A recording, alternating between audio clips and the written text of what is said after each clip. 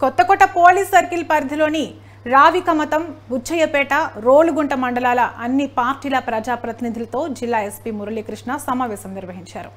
శాంతి భద్రతల పరిరక్షణలో ఎన్నికల ముందు ఏ విధంగా అయితే అందరూ సహకరించారో అదేవిధంగా ఎన్నికల కౌంటింగ్ మరుసటి రోజు కూడా అదే విధంగా సహకరించాలని ఎస్పీ కోరారు. కౌంటింగ్ కు వచ్చేటువంటి ప్రజాప్రతినిధులు వారి యొక్క ఏజెంట్లు ఎటువంటి ఎలక్ట్రానిక్ పరికరాలు తీసుకురావద్దని, పెన్ను కాగితం కూడా తీసుకురాకూడదని తెలిపారు. కౌంటింగ్ కి హాజరయ్యే ప్రతినిధులకు ప్రత్యేక పార్కింగ్ ఏర్పాటు చేశామని తెలిపారు. నిబంధనలు ఉల్లంఘిస్తే ఎంతటి వారైనా ఉపేక్షించేది లేదని హెచ్చరించారు. శాంతి భద్రతల పరిరక్షణకు కట్టుబడి ఉంటామని అన్ని పార్టీల ప్రజాప్రతినిధులు తెలిపారు. దానికి మనస్తాపాలు పెంచుకొని కక్షలు పెంచుకొని ఒకరి మీద ఒకరు ప్రతిసారి 5 సంవత్సరాలకు వస్తుంటాయి. తర్వాత నాయకులు ఎన్నుకుంటాం, గెలుస్తుంటారు, పరిపాలిస్తుంటారు, మళ్ళీ ఎలక్షన్లు వస్తుంటాయి. ఇదంతా కంటిన్యూస్ ప్రాసెస్. ఈ ప్రాసెస్ కోసం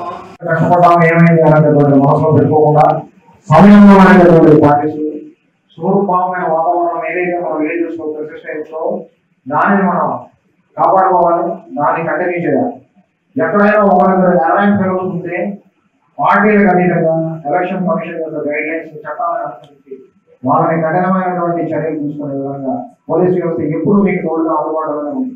సో ఎవరు కూడా మనకి తెలిసి కానీ తెలియక కానీ ప్రత్యక్షంగా కానీ పరోక్షంగా కానీ హింసను ప్రేరేపించడం కానీ హింసను ప్రేరేపించే వాళ్ళని ప్రోత్సహించడం కానీ ఎక్కడా మీరు చేయలేదని నేను ఆశిస్తున్నాను, విశ్వసిస్తున్నాను.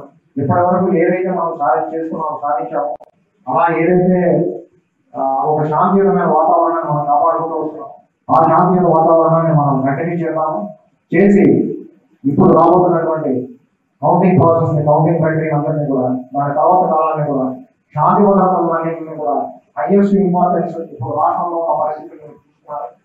సో అది ఏ స్థాయిలో ఉన్న నాయకత్వం అయినా సరే వైలేషన్స్ కి పాల్పడితే అలాంటిది ఏ రకమైనటువంటి కఠినమైన చర్యలు ఉంటాయని అందరూ కూడా అదంతా కూడా వాచ్ చేస్తున్నారు, చూస్తున్నారు.